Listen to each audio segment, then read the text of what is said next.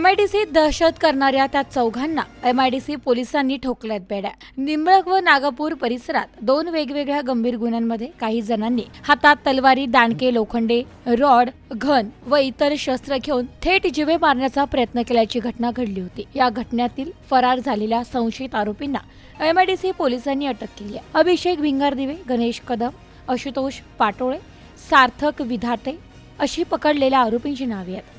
2 मार्च रोजी सकाळच्या सुमारास राजेंद्र पोपट कोतकर यांनी दिलेल्या फिर्यादीवरून त्यांच्या नातेवाईक संदीप कोतकर यांच्या गणेश किराणा स्टोअर समोर काही आरोपींनी तलवारी, दांडके, लोखंडे, रॉड, घन व इतर शस्त्र घेऊन हल्ला केला होता। या प्रकरणी एमआयडीसी पोलीस ठाण्यात गुन्हा दाखल करण्यात आला होता। 15 फेब्रुवारी रोजी ज्ञानेश्वर बाळू साठे यांच्यावर सम्राट चौक, नागापूर येथे जात असताना अभिषेक भिंगारदिवे व त्याच्या साथीदारांनी धारदार शस्त्र व लोखंडी रॉडने मारहाण करून गळ्यातील 4 तोळे सोन्याची चैन व रोख 9,200 रुपये जबरदस्ती हिसकावले होते। या प्रकरणात देखील एमआयडीसी पोलीस ठाण्यात गुन्हा दाखल करण्यात आला होता। या गुन्ह्यातील सर्व संशयित आरोपींना अटक करण्यात आली आहे, तर सदरची कारवाई जिल्हा पोलीस अधीक्षक राकेश ओला, अप्पर पोलीस अधीक्षक प्रशांत खैरे, उपविभागीय पोलीस अधिकारी नगर ग्रामीण विभाग संपतराव भोसले, एमआयडीसी पोलीस ठाण्याचे सहाय्यक पोलीस निरीक्षक माणिक चौधरी यांच्या मार्गदर्शनाखाली करण्यात आली आहे। Bureau report, news today 24, Ahilyanagar.